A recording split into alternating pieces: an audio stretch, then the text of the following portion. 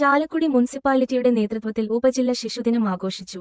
ചാലക്കുടി മുനിസിപ്പാലിറ്റിയുടെ നേതൃത്വത്തിൽ നടത്തിയ ഉപജില്ലാ ശിശുദിന ആഘോഷത്തോടനുബന്ധിച്ച് നടത്തിയ റാലിയുടെ ഫ്ളാഗ് ഓഫ് നഗരസഭ വൈസ് ചെയർപേഴ്സൺ ശ്രീമതി ആലിസ ഷിബു നിർവഹിച്ചു.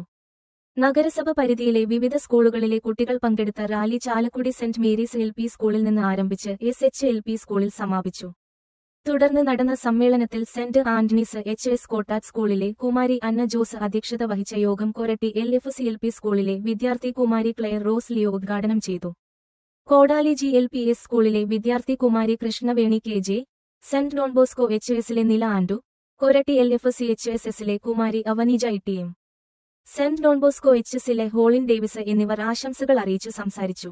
ചാലക്കുടി MLA ശ്രീ സനീഷ് കുമാർ ജോസഫ് കുട്ടികൾക്ക് സമ്മാനം വിതരണം ചെയ്തു.